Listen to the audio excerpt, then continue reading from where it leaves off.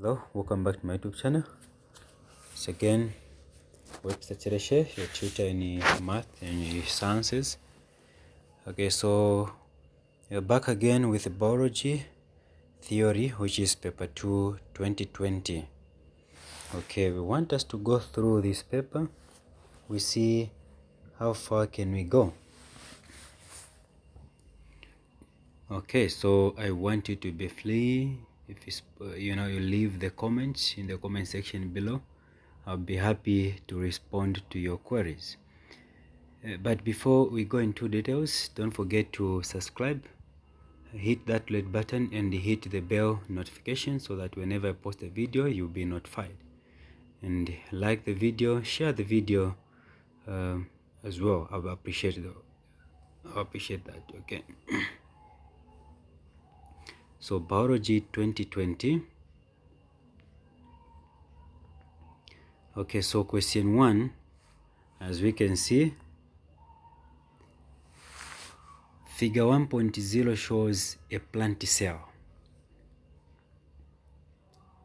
Name the plant, name the part labeled A, B, and C. So if you check carefully, the part labeled A, we have B and C. The part labeled A is the vacuole. So that is the vacuole, okay. Know how to spell vacuole. That's O. So that's a vacuole. The part labeled B is the nucleus. That's a nucleus. So the part labeled B is a nucleus. Okay, then C, that is a cell membrane. C is a cell membrane. If you were to look carefully into the question, you see that it's not pointing on the outer part, it's pointing inside the line, the inside part of the cell, which is the cell membrane. So C is the cell membrane. So C is a cell membrane. So that is a cell membrane. Okay, we can finish that. Cell membrane. Okay, now we go to question A, Roman numeral 2.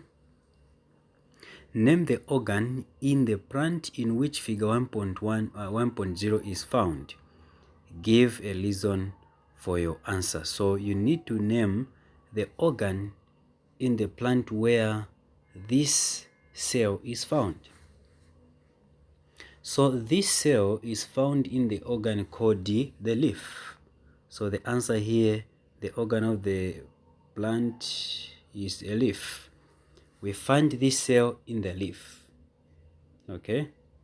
Now the reason is because it has numerous chloroplasts. These dot which we're seeing inside here, all these which we're seeing there, these are chloroplasts. Now it is in the leaves where we found this kind of cells which has a lot of chloroplasts, specifically in the palisade tissue. So these are found in the leaves. Why? Because they have a lot of chloroplasts. Okay, then we go to question B. Describe two adaptations of the cell in figure 1.0 which enables it to carry out its function. So what is the adaptation of this cell which enables to carry its function? One of the adaptation of this cell is that it has numerous chloroplasts, which enables photosynthesis to carry, to take place. So it has a lot of chloroplasts. That's one of them. Then 2, it is longer vertically to allow chlorophyll moving, around the cell. It has longer chlorophyll. It is longer vertically to allow chlorophyll move into the cell. Okay. Then we go to the next question. Okay, we have already discovered this. Question C. Explain what would happen to the cell in figure 1.0 above if it was placed in a test tube containing distilled water. Okay, so distilled water is the same as pure water. So what would happen to this cell when it is placed in pure water? So basically, when you put an animal cell in pure water, the plant cell in pure water, what happens is it will start gaining water by osmosis, which will make it to swell and become turgid. Okay, so the condition is called turgidity. The process is called turgidity. Then the condition which is attained by this cell due to extra gain of water is called turgidity. So the answer which is needed here is only what would happen to the cell. It will gain excess water by the process of osmosis and become swelly. So that's the answer which we need. Okay, go to question 2. Okay, that's a tooth. Below shows figure 2.0 shows the internal structure of the tooth. Okay, so this part which have been labeled F, that's the enamel. D, those are the sensory nerve endings. Then E is pointing the dentine. Now we need to know the difference between the dentine and the pulp cavity. That will help. Okay, so question A, name the parts labeled labeled D and E. So D, we said this is the sensory nerve endings. Then E, that is the dentine. So D is the sensory nerve endings, E is the dentine. Okay, then you go to question B. Question B1. Explain what happened to the part labeled F during tooth decay.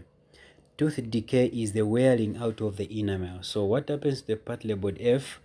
It wears away by the acid produced by the bacteria found in the tooth after having a meal rich in carbohydrate. So what will happen to this part during tooth decay is that it will be melted by the acid which is produced by bacteria found in the tooth after having a meal rich in carbohydrates. So what would happen to that part? It wears out by the acid. If you want, to can use wears out or melted out by the acid produced by bacteria as they are doing their respiration.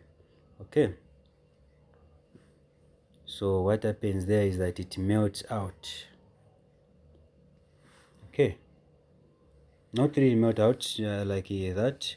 You have to explain like I have explained. Remember, this is 3 marks here, so you need to give remarks to the marks there. So I said that the part labeled F wears out because or by the acid produced by bacteria found in the tooth, especially after having a meal rich in carbohydrates. That's a full answer there. Okay, looking at the shape of the tooth in figure 2.0 above, suggest the role it plays in the digestion of food. Okay, this type of the tooth is called the molar.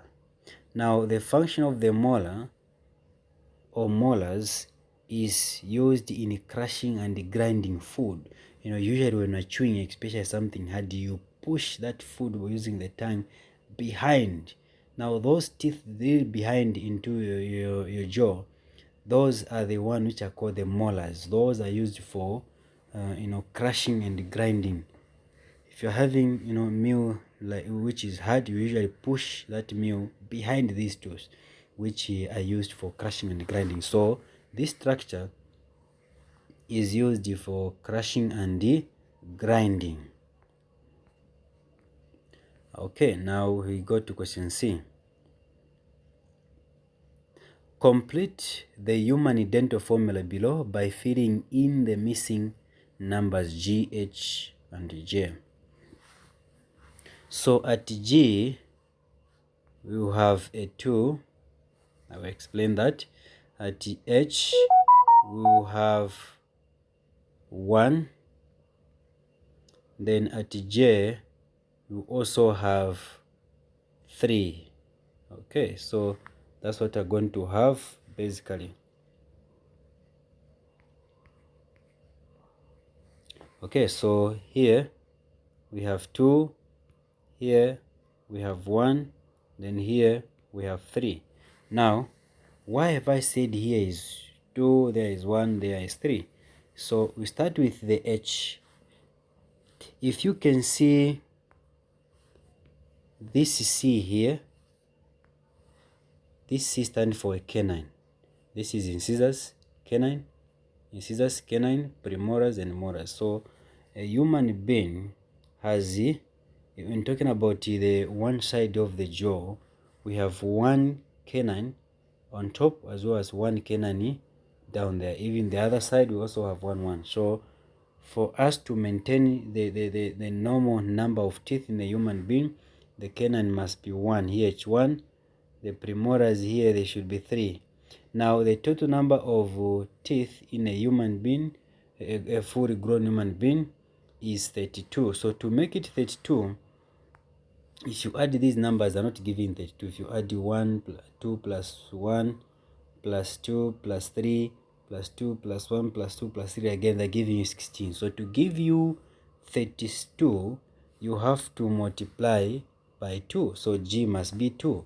So these, when you add these teeth here, we're going to get 16. 16 times 2, we're going to get 32, which is this side here. So G is 32, H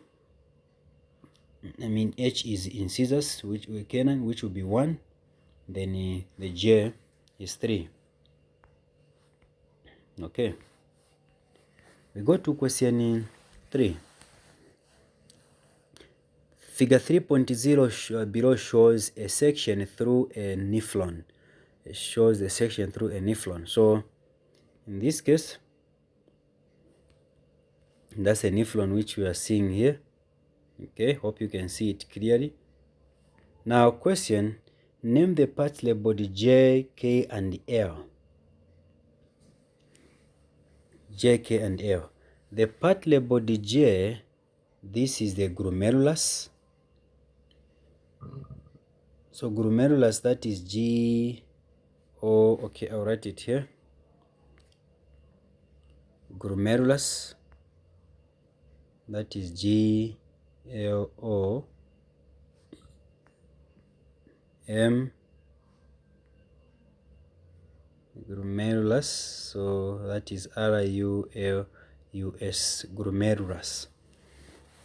That is the party which has been labeled as J. Then apart from that, K, party K, that is the Bowman's capsule. You can spell that, it's easy. Bowman's capsule. Okay, so the Bowman's, that is B-O-W-M-A-N, Bowman's capsule. Then L is the correcting duct. Okay, L is the correcting duct. Suggest 3 substances that are not filtered out at J. The substances that are not filtered out. To filter out is to remove. Okay, now the question is the things which are not removed at part J. So you need to be clear with this question. You may end up giving wrong answers.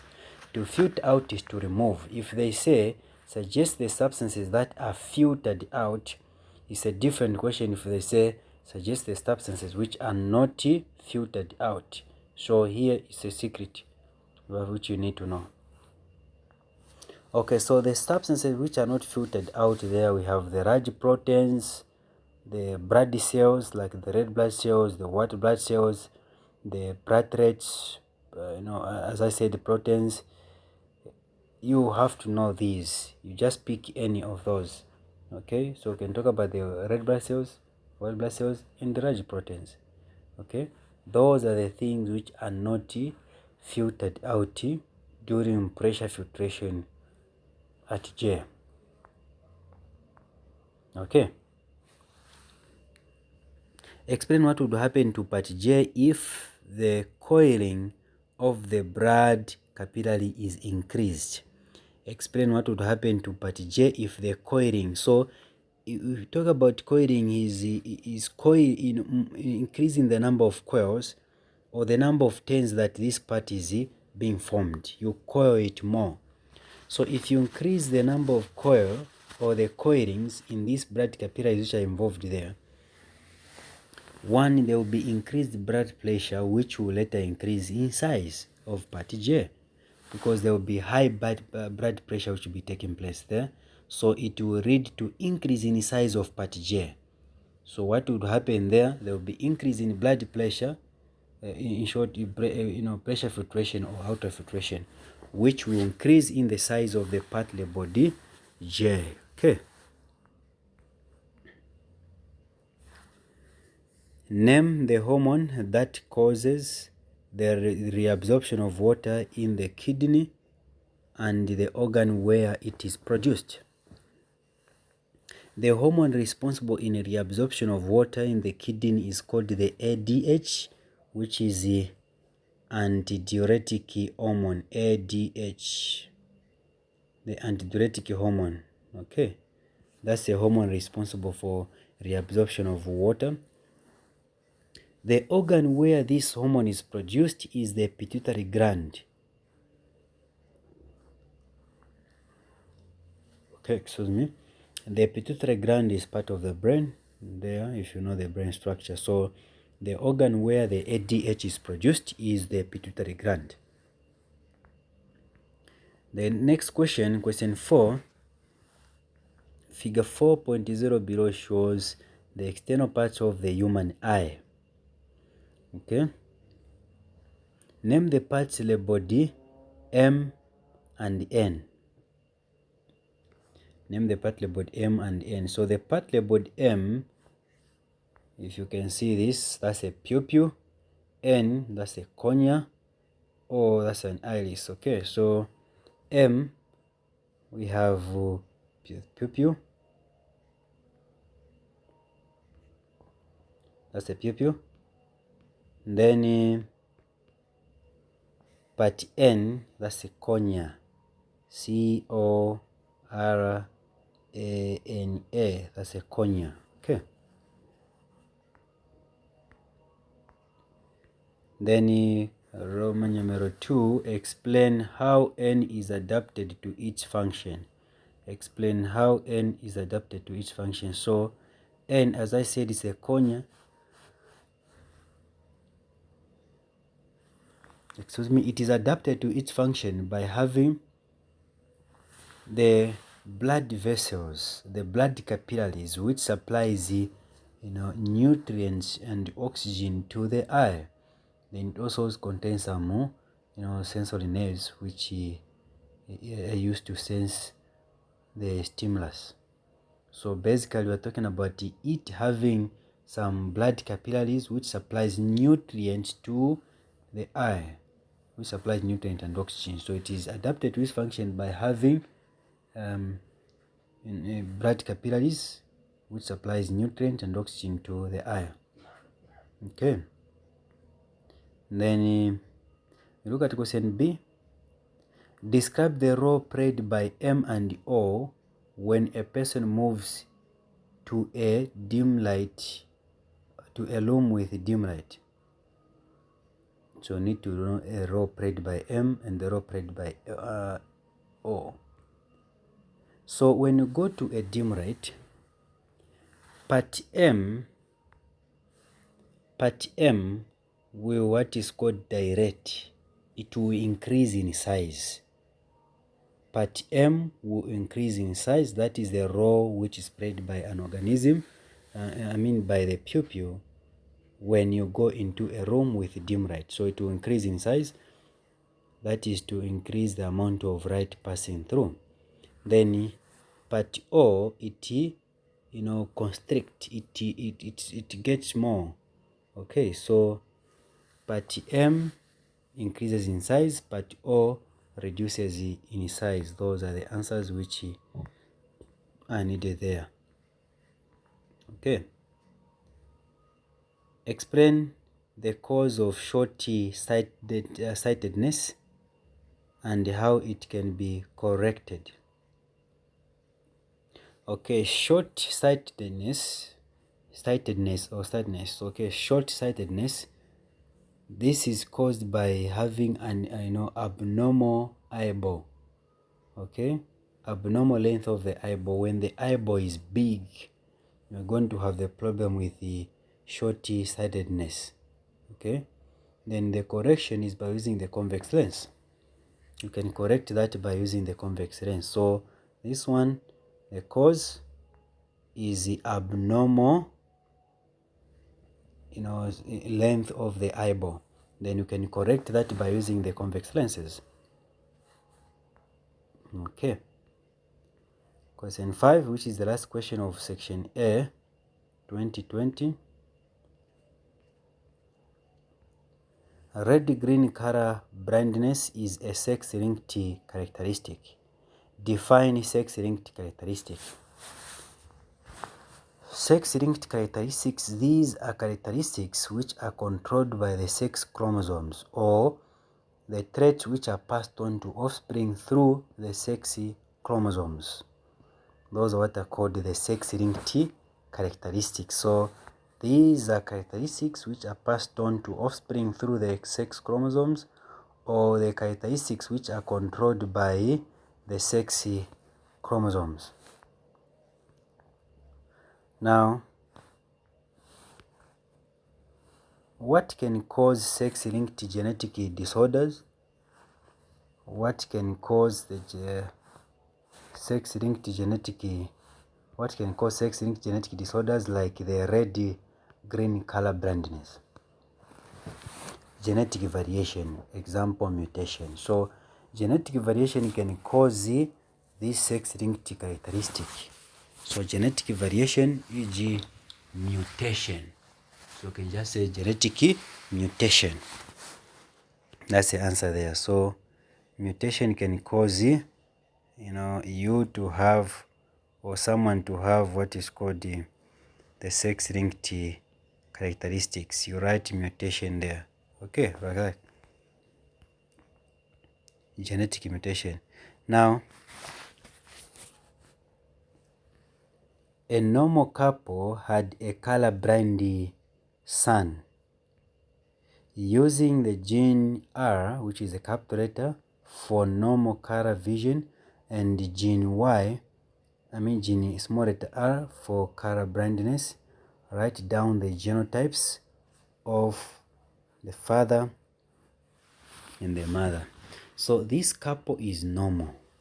Now they had a son who had the color blind problem.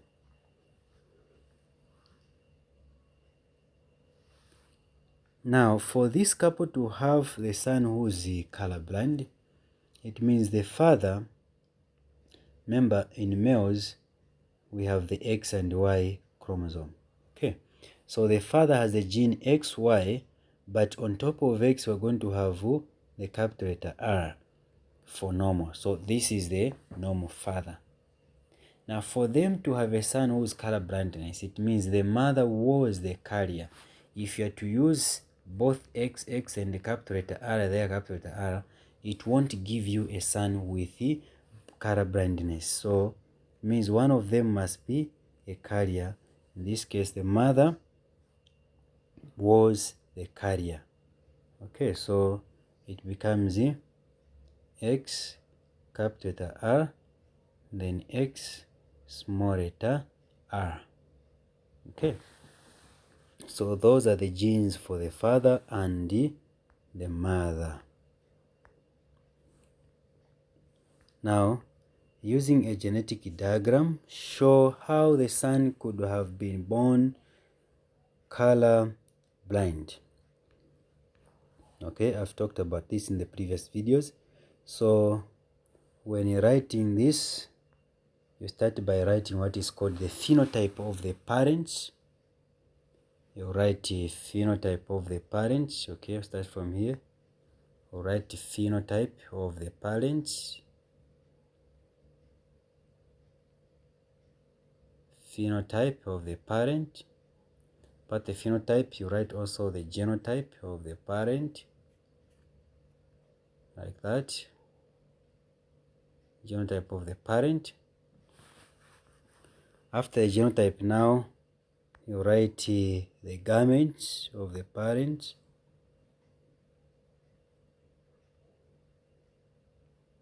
The gametes. Now the phenotype is the physical appearance of an organism. So the phenotype of the parent, we have, they are both normal.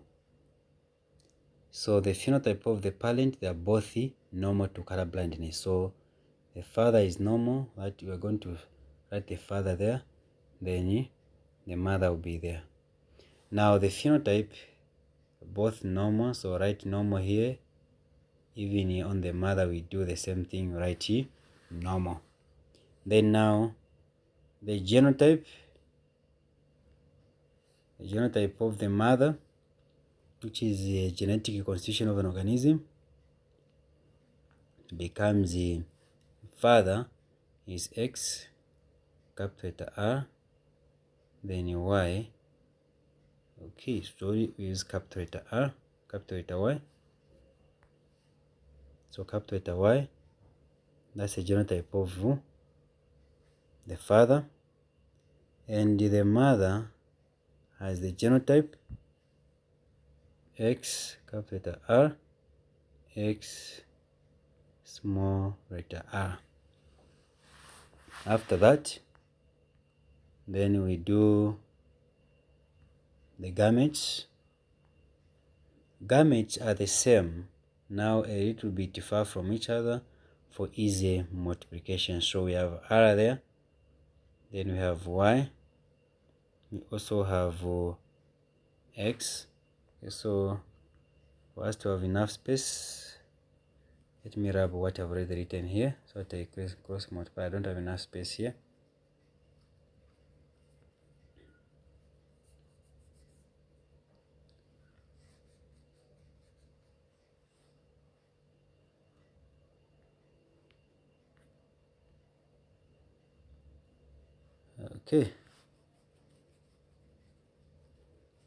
Okay.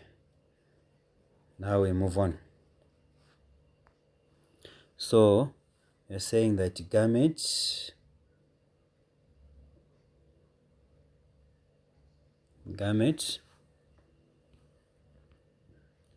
we have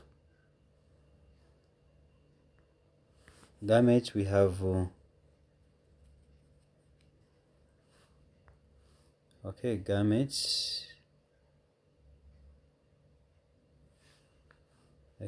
we have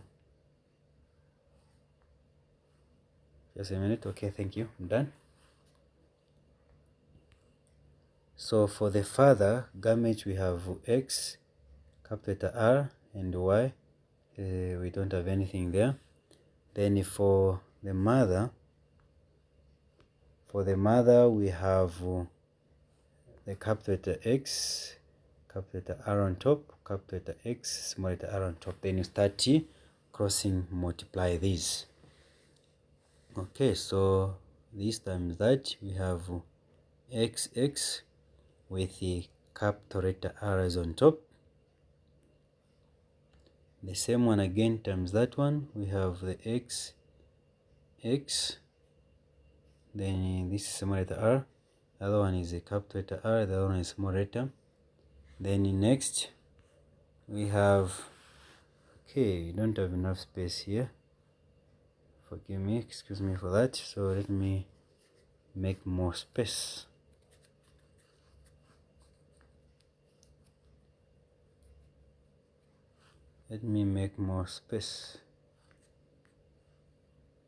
So that we can have bigger space for. Okay, so we have X for the father here, then Y, then next we have the X for the mother here, the small letter R there. Then you start crossing multiply, of which we have this one times that, we have X, both capital letters on top, capital letter R. Then we have X, we have X, capital letter R, we have small letter R. We all start with capital letters before small letters. Okay, now next we have Y, X. We start with X because X is it acts like dominant because it's bigger than Y. So X, which has a capital letter R. Remember, Y has nothing there. Y, X, again, you start by writing the capital letter R, the X. You write X first, then you write Y. So this one has a small letter R, which means the sun is affected. So now if you look at this shows that this son here is, color blindness, is sick. So this is how the child or the son was born with color blindness. Now you need to indicate at the end here the F1 generation genotype, then the phenotype, which is we have 3 normal and 1 colorblind child. Okay, so this is the presentation for today. I hope you have enjoyed and learned something, but for more, please don't forget to subscribe, like, and share the video. Okay, leave some comments in the question. I'll be happy to reply to your comments, and thank you for watching. Bye bye.